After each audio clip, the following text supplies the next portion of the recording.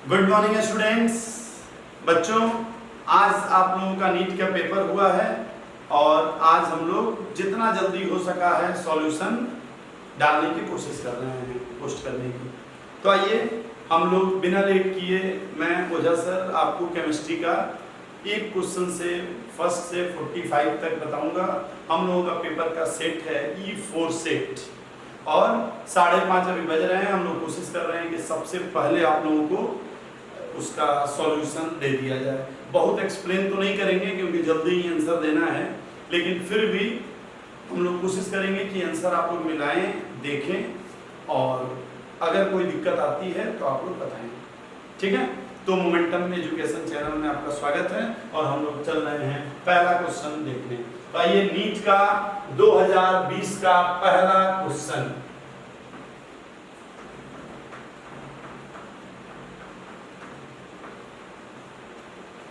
देखिए, पहला क्वेश्चन कह रहा है कि identify the incorrect statement.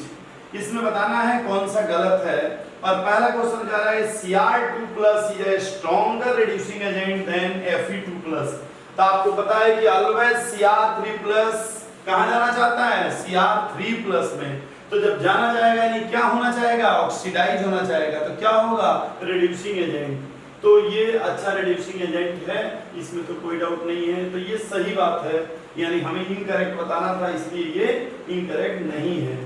Second option है बच्चों, the transition metal and their compounds are known for their catalytic activity due to their ability to adopt multiple oxidation state and to form complexes.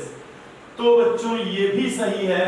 आपको पता है कि transition metal जो होते हैं उनके जो 3-4 प्रॉपर्टी होते हैं।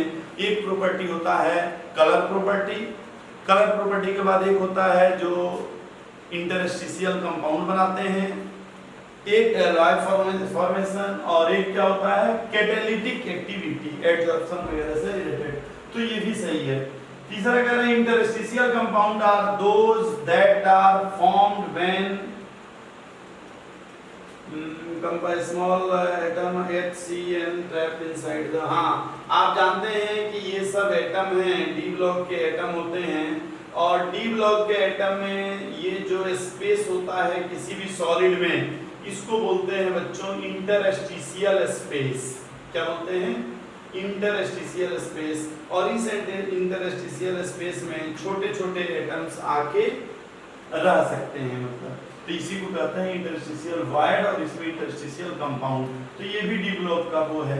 तो जब 3 सही है तो चौथा ही गलत होगा, यही आंसर। लेकिन आइए फिर भी एक बार देख लें हम लोग क्या कह रहा है कि CrO4 2 नेगेटिव और Cr2O7 2 नेगेटिव, दोनों का कह रहा है ऑक्सीडेशन स्टेट। तो 4 2 8 + 6 और 7 2 42 + 6, दोनों का क्या है? +6। तो oxidation state of chromium in this and this are not the same, जबकि दिख रहा है सेम है, इसीलिए यही आंसर गलत होगा, है ना। तो आइए पहला क्वेश्चन हमारा हो गया, उसका आंसर होगा डी। फोर्थ सेकंड क्वेश्चन बच्चों देखिए, आपका क्वेश्चन कह रहा है hydrolysis of sucrose is given by the following reaction, sucrose plus water gives glucose fructose. Okay, equilibrium constant Kc दिया हुआ है आपका 2 × 10⁻³ क्या है? 13। ओके, और कह रहा है टेम्परेचर दिया हुआ है 300 K और आपको निकालना है डेल्टा G0, है ना।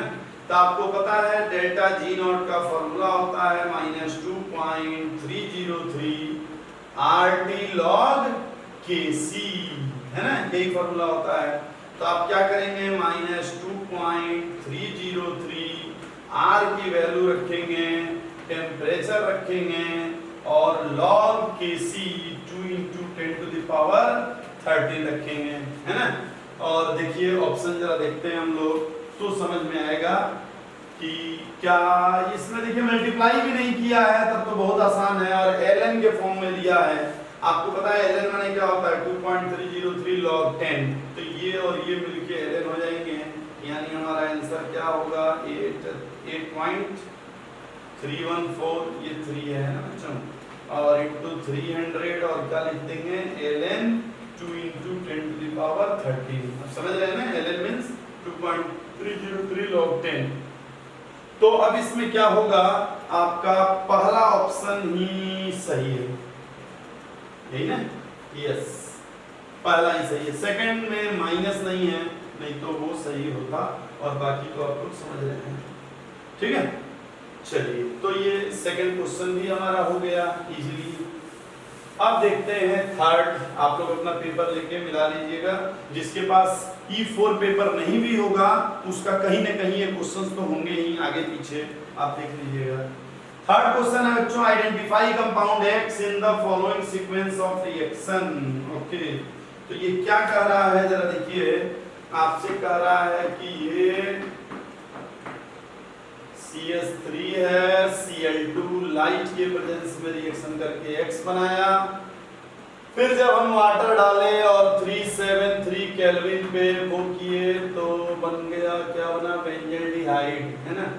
तो कह रहा है X क्या होगा। देखिए आप जानते हैं इसमें दो तरह के रिएक्शन होते हैं, एक अगर इसी Cl2 के साथ कोई लुईस एसिड होता, तो आप जानते हैं लुईस एसिड माने AlCl3 या FeCl3 ये सब होता, तो क्या होता, ऑर्थो या पैरा पे जाके अटैक करता Cl, तो यहाँ या यहाँ करता, लेकिन खैर वो तो अभी बात ही नहीं है, उसको क्या बोलते हैं, इलेक्ट्रोफिलिक सब्स्टिट्यूशन रिएक्शन।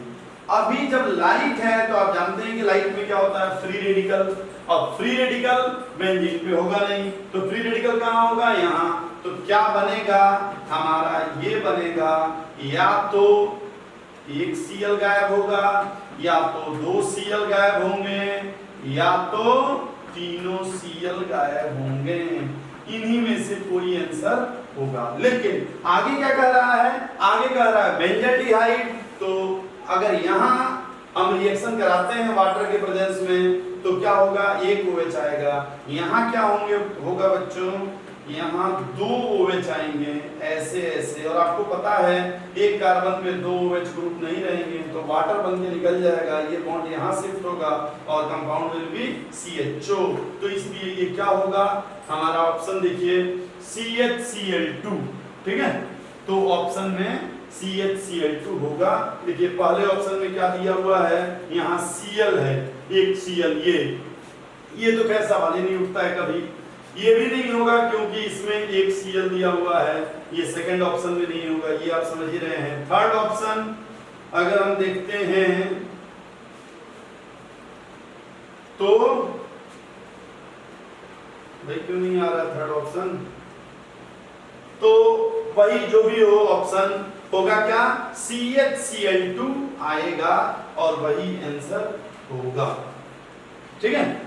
चलिए हम लोग अब चलते हैं नेक्स्ट क्वेश्चन। तो देखिए थर्ड ऑप्शन जो है वही था।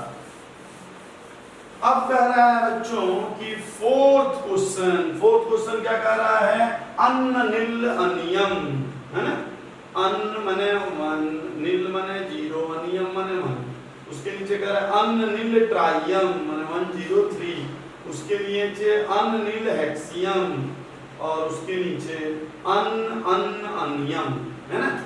अब ये क्या देखना चाह रहा है कि बच्चों को नाम पता है कि नहीं, पीरियोडिक टेबल जो याद है वो नीचे वाला याद है कि नहीं। देखिए अन्निल अनियम जो है इसमें कह रहा है कौन सा इनकरेक्ट है, तो आपको पता है कि ये मेंडलीफियम होता है, अगर आपको याद होगा तो हमने बताया भी था, थपाऊ नपाऊ करके फार्मूला, अमकम बकफ इसफम मडनोलर, तो मड क्या होता है 101, मेंडलीफियम, तो ये तो सही है। अनिल 103 है, लॉरेंसियम से Lr तक, से माने SCE से, है ना, सी नहीं ना, थोरियम TH से, तो ये 103 होता है, ये भी सही है। अनिल हेक्सियम सिबोरियम, तो यही एक गलत है आपका, अनियम 111 वाला आपका गलत है, ठीक है। तो 111 में क्या होना चाहिए, Rg, आप देखेंगे ना, तो यहाँ क्या होना चाहिए Rg, खैर बाय द वे तो D और फोर्थ, है ना, ये गलत है, मतलब यही सही है क्योंकि वही पूछ रहा है वो कौन सा इनकरेक्ट है। तो आइए आगे बढ़ते हैं। ये क्वेश्चन आपको कर दिए, ये तो थोड़ा रखने वाला था। अब नेक्स्ट क्वेश्चन, फिफ्थ क्वेश्चन कह रहा है which of the following is not correct about carbon monoxide. Okay, carbon monoxide के बारे में बच्चों कह रहा है इट फॉर्म्स कार्बोक्सी हीमोग्लोबिन, बिल्कुल सही है, कार्बोक्सी हीमोग्लोबिन बनाता है। लेकिन फिर यहाँ कह रहा है नॉट करेक्ट, तो ये सही है। दूसरा कह रहा है it reduces oxygen carrying ability of blood, बिल्कुल। आपके अगर शरीर में कार्बन मोनोऑक्साइड बढ़ गया तो वो क्या करेगा, ऑक्सीजन को कैरी करने का मतलब वो रिड्यूस कर देगा जो है ब्लड की जो एबिलिटी होगी। तीसरा कह रहा है carboxy haemoglobin is less stable then oxy, यही गलत है, क्योंकि जब कार्बोक्सी हीमोग्लोबिन रहता है वो एक कोऑर्डिनेशन कंपाउंड होता है और ज्यादा स्टेबल होता है। और लास्ट कह रहा है it is produced due to incomplete combustion, ये भी सही है, क्योंकि अगर कंप्लीट कंबशन होता तो क्या बनता, CO2, ये इनकम्प्लीट कंबशन से बनता है। तो हमारा आंसर हो गया बच्चों सी। तो फिफ्थ क्वेश्चन का हो गया सी। अब हम लोग देखते हैं सिक्स्थ क्वेश्चन। कह रहा है sixth question which of the following alkane can not be produced good yield by Wurtz reaction. देखिए इसमें कह रहा है कि कौन सा जो है उर्ज रिएक्शन से नहीं बनेगा या गुड यील्ड नहीं होगा। देखिए उर्ज रिएक्शन में क्या होता है, आपको पता है फ्री रेडिकल रिएक्शन होता है। अगर प्राइमरी है तो कोई दिक्कत नहीं है, टर्शियरी है तो क्या हो जाता है फ्री रेडिकल में डिसप्रोपोर्शनेशन रिएक्शन। तो टर्शियरी में क्या होता है, डिसप्रोपोर्शनेशन रिएक्शन, ठीक है।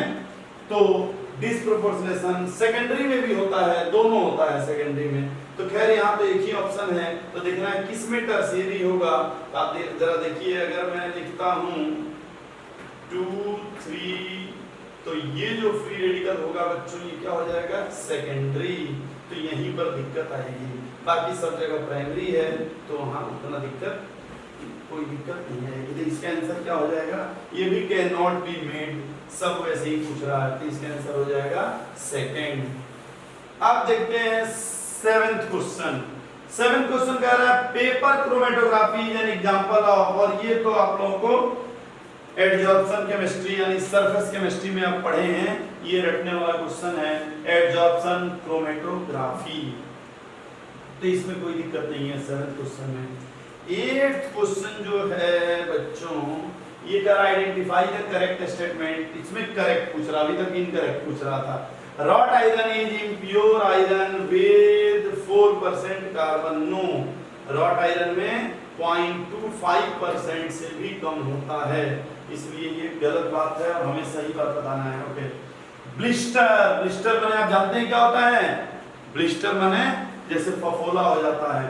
कह रहा है ब्लिस्टर कॉपर है, blistered appearance due to evolution of CO2, बिल्कुल नहीं, तो ये भी गलत है, यानी हम लोगों का ये भी आंसर नहीं है। Vapour phase refining is carried out for निकल बाय, ये भी नहीं है। Pig iron can be moulded into a variety of shapes, हाँ पिग आयरन को हम लोग मोल्ड कर सकते हैं, तो मेरे ख्याल से इसका आंसर होना चाहिए डी। आइए अब डी के बाद आगे देखते हैं, ये हम लोगों का क्वेश्चन था 8th। अब देख रहे हैं क्वेश्चन 9। 9th क्वेश्चन कह रहा है which of the following is correct order of increasing field strength of ligand to form coordination compound. आप जानते हैं कोऑर्डिनेशन कंपाउंड में CO CN ये क्या है, strong field ligand, okay. Sulphur वाले, ऑक्सीजन वाले, हैलोजन वाले वीक फील्ड लिगेंड। तो इसमें क्या है, देखिए यहाँ है F, तो ये तो होगा नहीं कभी भी, ये स्ट्रॉन्ग काट दीजिए। ये है CN, हो सकता है, और ये C2O4, तो ये देखने में लग रहा है कार्बन, लेकिन इलेक्ट्रॉन कौन देगा, लोन पेयर ऑक्सीजन, तो ये भी वीक है। तो चलिए मुझे अगर करना रहता तो मैं क्या करता, सेकंड और फोर्थ को काट देता। अब CN और इसमें देखते हैं, तो इन दोनों में बच्चों आपको पता होगा कि SCN माइनस जो है वो सबसे कमजोर होता है।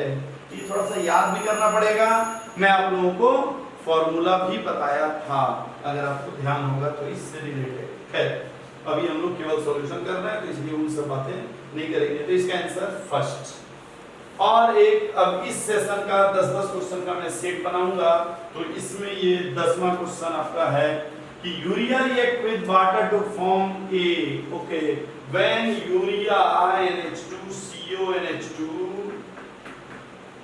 रिएक्ट विद वाटर, इस टाइप का कुछ कंपाउंड ये बनाता है। अब ये कह रहा है कि डिकम्पोज टू फॉर्म बी, जब ये डिकम्पोज करता है बच्चों तो या तो अमोनिया और CO2 बनाता है मेरे ख्याल से, तो ये दोनों बनाता है। अब इसमें Cu2+ डालें तो देखिए ये तो रिएक्शन करेगा नहीं Cu2+ से, और ये करेगा तो आप जानते हैं Cu2+ का कोऑर्डिनेशन नंबर 4 होता है, इसलिए अमोनिया के साथ 4 और 2+ यही होगा और यही ब्लू कलर का मेन रीजन होगा। तो इस तरह से आपका 10 क्वेश्चन हो गया।